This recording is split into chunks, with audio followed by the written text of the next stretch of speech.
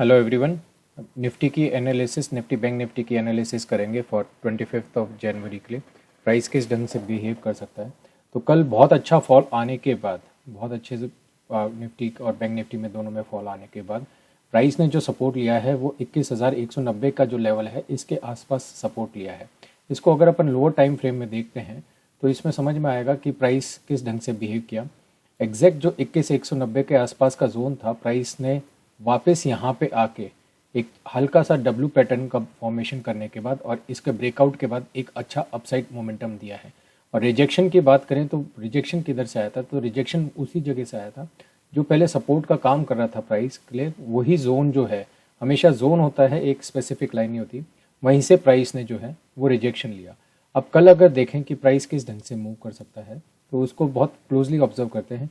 Price अगर हल्का फुल्का गैप अप ओपन होता है तो ये जो ट्रेंड लाइन का रिजेक्शन आ रहा है, इसी पे जो ये जोन निकल के आ रहा है 21,550 के आसपास का, जो पहले सपोर्ट की तरह एक्ट करता था और यहाँ पे भी कल मार्केट फॉल होने से पहले कुछ टाइम हॉल्ट करा, ये एक रेजिस्टेंस का की तरह एक्ट कर सकता है। तो इस जोन में मतलब 21,600 से लेकर 21,550 के आसपास अगर मार्केट गैप अप ओपन होता है और अगर 5 मिनट की या 15 मिनट की कैंडल एक शूटिंग स्टार कैंडल बनती है तो एक छोटा सा ट्रेड इनिशिएट किया जा सकता है टिल द गैप फिलिंग। ये यहाँ तक का अगर रिस्क टू रिवॉर्ड फेवरेबल हो, उसी कंडीशन में ही इस जोन को ट्रेड करने का अपॉर्चुनिटी ठीक रहेगी। डाउन साइड में अगर अपन बात करते हैं, गैप डाउन अगर ओपन हो जाए तो ये जो लेवल निकल के आ रहा है 21,300 का लेवल, जब तक प्राइस इसको नहीं तोड़ देती एक बहुत बड़ा फॉल आ जाए उसकी पॉसिबिलिटी कम है। और ये ट्रेंड लाइन का सपोर्ट भी आ रहा है, तो अगर ये ट्रेंड लाइन टूटती है तो अगर सपोज मान के चलिए कि ये लेटर हाफ में प्राइस जो है, क्योंकि कल निफ्टी की एक्सपायरी भी है, तो प्राइस मॉर्निंग आवर्स में से लेके लेट आफ्टरनून तक साइडवेज रहती है और फिर लेटर ऑन इस ट्रेंड लाइन को ब्रेक डाउन करती है। उस कंडीशन में अपन को पहला सपोर्ट 21,300 को देखने को मिलेगा।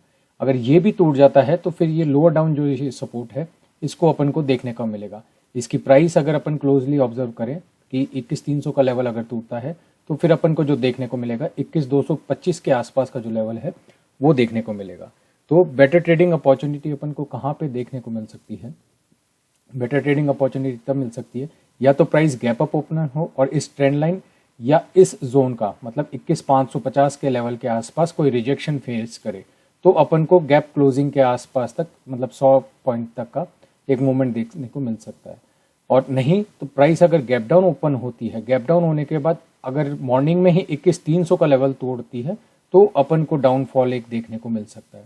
नहीं तो बहुत हाई पॉसिबिलिटी है, क्योंकि कल मार्केट जो है निफ्टी साइडवेज रहेगा, तो साइडवेज रहने के कारण सेकंड हाफ में एक मोमेंटम आ सकता है। तो सेकंड हाफ में अगर मोमेंटम आता है, प्राइस अगर अपसाइड 21,550 के ऊपर अगर यहाँ तक सस्टेन करे तो एक अपसाइड मूवमेंट आ सकता है। उसकी पॉसिबिलिटी क्यों है? उसकी पॉसिबिलिटी इसलिए है कि लोगों ने 21,600 का और नीचे के लेवल पे देखें तो 21,200-300 के जो लेवल है यहाँ पे ऑप्शन राइट कर रखे होंगे। तो अगर सेकेंड हाफ में प्राइस यहाँ पे टाइम स्पेंड करके अपसाइड मोमेंट करे तो ये सब के सब अपना जो है पोजीशंस को स्क्वायर ऑफ करेंगे तो एक शॉर्ट कवरिंग मूव आ सकता है।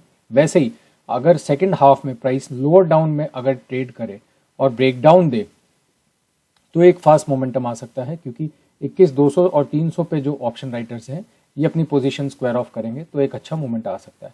अब अपन बात करें बैंक निफ्टी की, तो बैंक निफ्टी में एक बहुत अच्छा मोमेंटम आया है, पर कंपेरेटिवली बैंक निफ्टी में जो है उतना हाई प्रोबेबल मोमेंटम जो है वो नहीं आया, देखने को मिला है।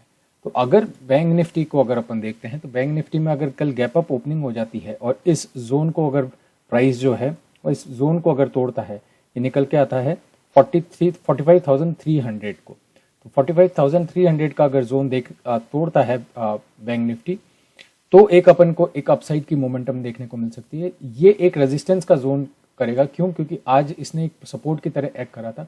यहाँ पे एक रेजिस्टेंस देखने को अपन को मॉर्निंग में जो है मिल सकता है। तो अगर मैं इसको प्रिसाइज लाइन में ड्रॉ करूँ तो ये लेवल जो निकल के आता है 21,250 के आसपास।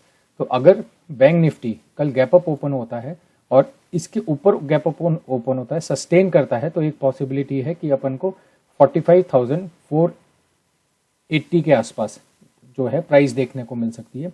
यहाँ पे प्राइस को रिजेक्शन देखने को मिलेगा, जैसे कि आज भी रिजेक्शन देखने को मिला प्राइस को इसके पीछे का रीज़न अगर अपन देखें तो यहाँ पे रिजेक्शन प्राइस को इसलिए मिला, उसके पीछे का रीज़न है ये सपोर्ट जोन था, पहले ये सपोर्ट जोन था, इसी वजह से आज प्राइस ने वापस से आके यहाँ पे जो है रेजिस्टेंस की तरह एक्ट करा है।